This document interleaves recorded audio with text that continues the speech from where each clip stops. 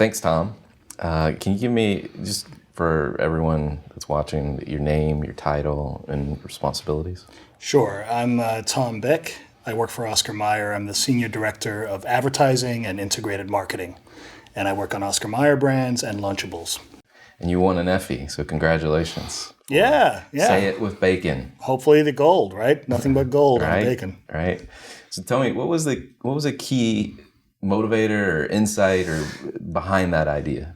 Yeah, so funny enough, the original brief to my digital agency was we needed to support our bacon sort of broadcast idea, and we needed to support it with a product campaign. It was really a credentialing campaign. You know, the issue we have is that our bacon sells for about $1 more per pound than our competition.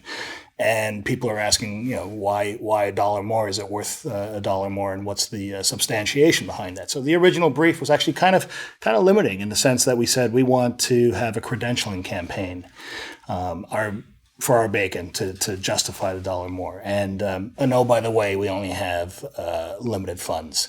So that was the original brief. The insight was that our product, we always looked at our product. We have what we call the 4 C's of bacon. Our researchers actually identified that consumers would look at bacon at the store and actually sort of research it, almost as if they're looking at a diamond.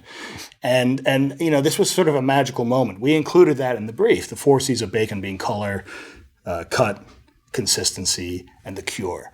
And but we never really did much more with it. So that was in the brief, and 360i, my digital agency, when they saw that, they just took that and ran with it, and they came up with the brilliant idea of say it with bacon.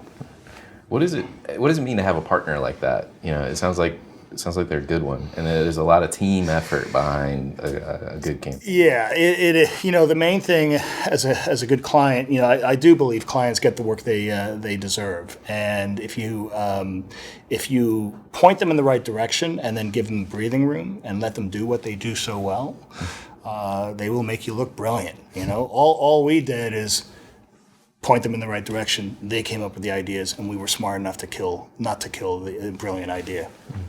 Winning an Effie's, it's about marketing effectiveness. How do you define it? What is marketing effectiveness to you? You know, bottom line, marketing effectiveness means we're selling product, but it's so much more, right? Because you can sell product sort of in a pedestrian manner, and you can sell it in a brilliant fashion. And so for me, marketing effectiveness goes beyond ROIs. It goes beyond just moving cases at retail.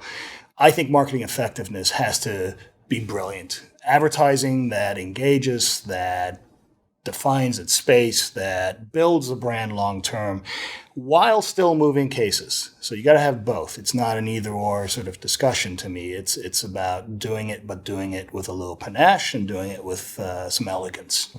Well, let's talk about Tom. All right. And you've achieved quite a bit of success in your career. Is there anything that fuels you personally? That's a great question. You know, marketing to me is it's the only branch or area in the business world where I think it's about the humanity quotient. It's about engaging with people. It's about pursuing passion. So for me, the driving force has always been do something brilliant.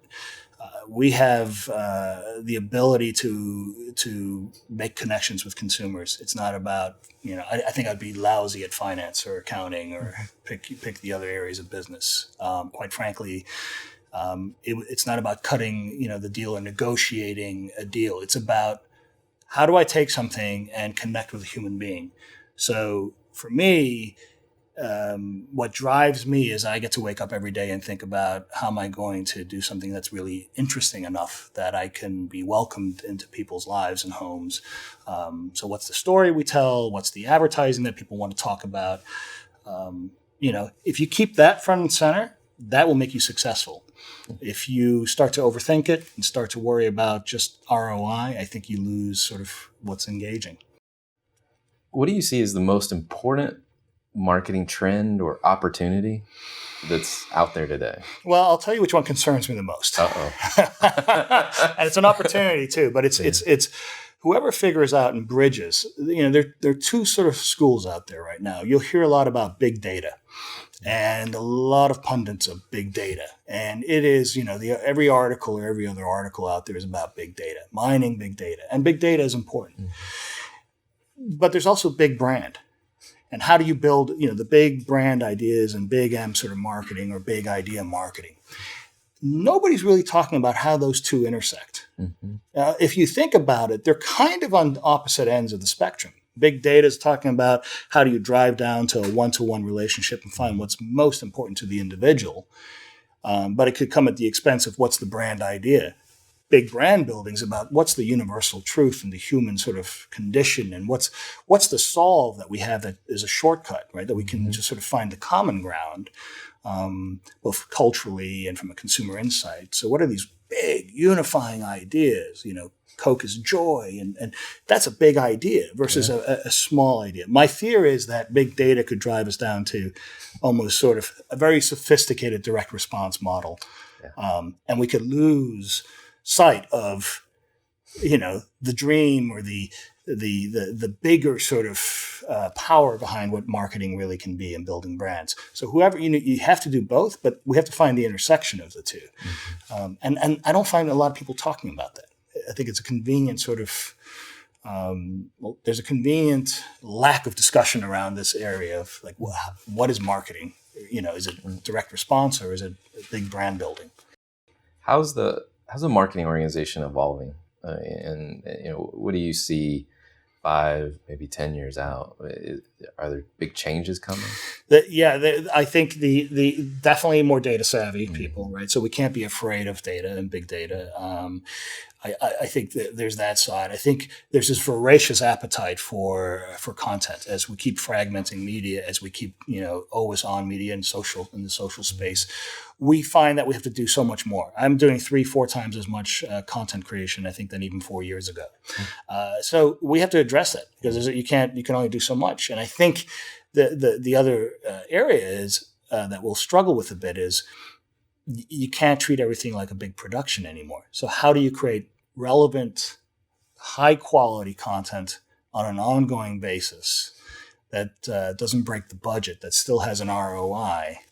And so we're looking at different ways to deal with that, whether it's bringing some things in-house, whether it is, working with different partners. So there's that piece of it. So there's the data savviness, there's the content creation, and so I think we're staffing up a bit for that. If you take yourself all the way back, if you were to do it all over again, what would you change? Would you go into marketing or would you do something else? Well, I'm not sure. I still didn't get into medical school. No, honestly, I,